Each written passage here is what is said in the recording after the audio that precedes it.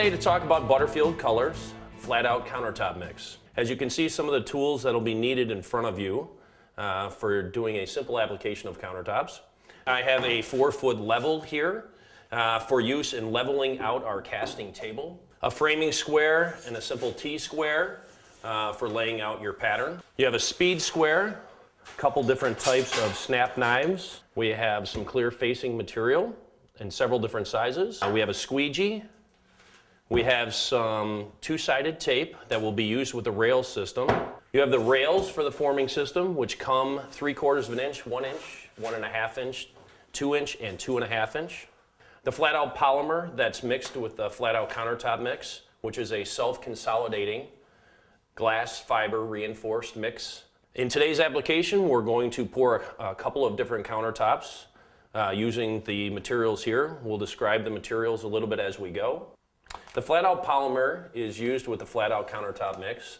You mix 3.25 quarts of flat-out polymer with a bag of flat-out countertop mix, which yields approximately 5 square feet at 1 inch.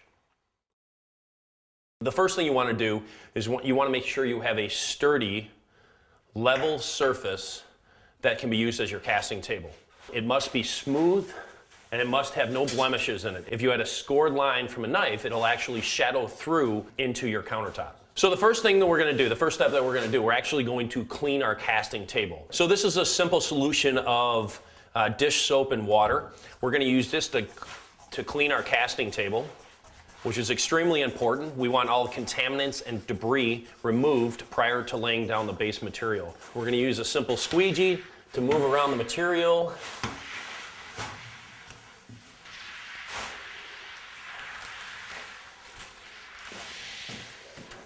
This is just a preliminary clean, and we're going to be spraying some additional material on it in a little bit when we put down the base material. At this point, Jim's going to go ahead and check the level on the table. This particular piece is going to be a tabletop. And what we're going to do first is lay out our dimensions.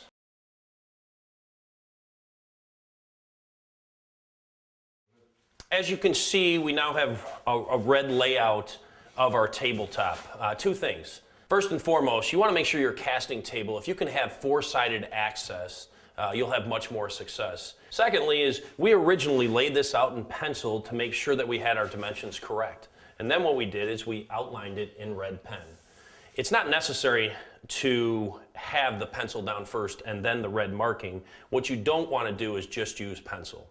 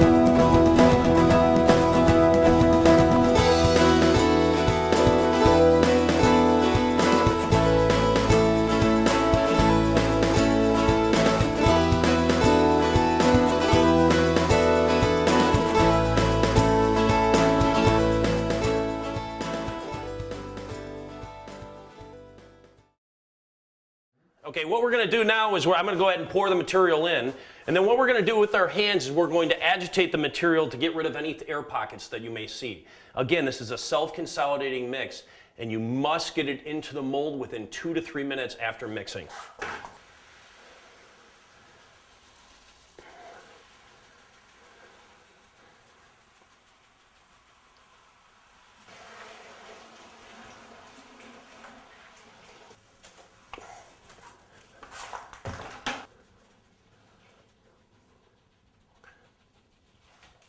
Now, a couple things to keynote. If we did not have a level pouring table, what would be happening is the countertop mix would be flowing all to one side. Secondly, we needed to get the second batch of material in immediately. We're going to go ahead and let this get a skim What we're going to do now is put a piece of foam in it. This material has a tendency to heat up a little bit, so we'll put a piece of foam to help to keep the heat inside of it. Okay, so it's been about 2.5, 3 hours, and you can see the countertop's good and hard. We've removed a portion of the foam that we're going to set back in place, and the reason we're going to do this is there's several different ways, but we're going to use this piece of foam to protect not only the countertop but our casting table when we flip this piece. We're actually going to pull it out and flip it back onto the piece of foam. Now the reason we're doing that is because obviously we've spent some time in making this casting table. If you were to not use a piece of foam and set the countertop directly on the casting mat, you could possibly damage your casting table. And if you do so, then you wouldn't be able to pour additional countertops on top of it and you'd have to start over. So what we're going to do is Jim and I are going to lean up against the edge of our casting table. We're actually going to pull the base material and the countertop a good portion of the way off. The next thing we're going to do is flip it up onto edge. Then we're going to slide it back towards us slightly. And then very gently we're going to set it back down on its back. At this point we'll grab the end of the base material.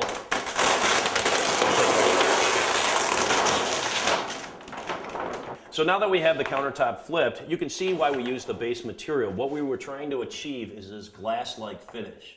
Now, you don't want to touch the countertop. If I were to put my fingertips on the top of here right now, those blemishes would show forever. So what we're going to do is we're going to let it sit for a little while, and then we'll go ahead and come back, and either there's several different things we could do. We could grind and polish this top, but due to the fact that we use the base material to create this glass-like finish, we're probably just going to go ahead and seal it and install it. In addition to the glass-like look on the top, don't forget we use the rails with the facing material on them, and we get a glass-like finish from these on the front as well. Again, I'm not going to touch them at this time because any type of movement, contaminants, even fingerprints will show up at a later time. Now we're ready to strip this top as well. Again, it's been about 2 or 3 hours. And I want you to pay attention to the way the back side of this top looks. Remember, we did this cast down because what we're going to do is come back and polish it. Normally you'll get a somewhat smooth appearance on the top. Sometimes you'll get a little bit of aggregate. But for the most part, this material is self-leveling. As we mentioned, you want to have a nice level casting table. As you notice also, you have several different colors in here. What we did when we poured this countertop is we used several bags of material. So when we use the separate bags, the several bags, we used a blend of Shadow Slate Color Pack and charcoal. We used, in some of these, we used 2 of the charcoal color packs and 1 Shadow Slate. And in some areas, you just see 2 Shadow Slate or a single Shadow Slate and a single charcoal.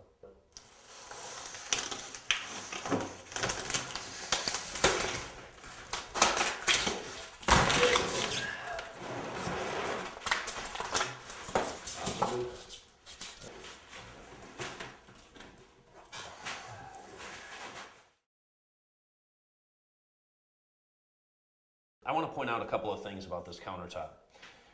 We chosen this countertop to polish it, so we poured straight on the melamine. As you notice, this is slightly more open surface.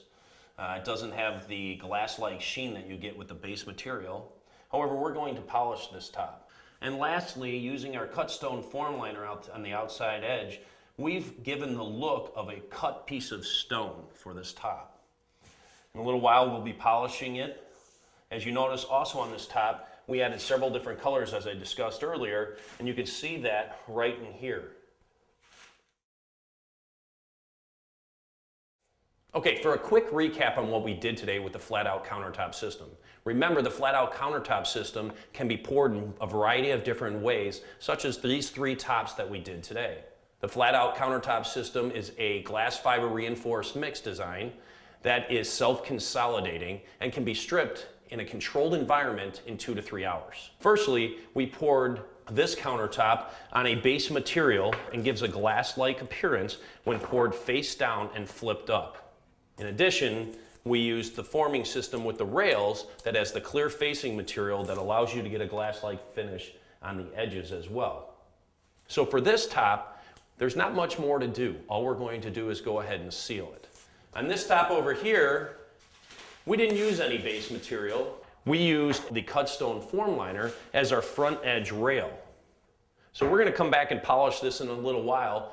We don't have to if we like this matte appearance. And for this top over here, we used another unique material called a reflective casting mat, which is a one-time use reflective casting mat. We actually put this down on the surface. We used the same types of rails, and we just bent them. Now remember, when we bent them, we had the clear facing material on the outside edge, and then what we did is we retaped the clear facing material on the inside edge to give us a glass-like appearance on the front.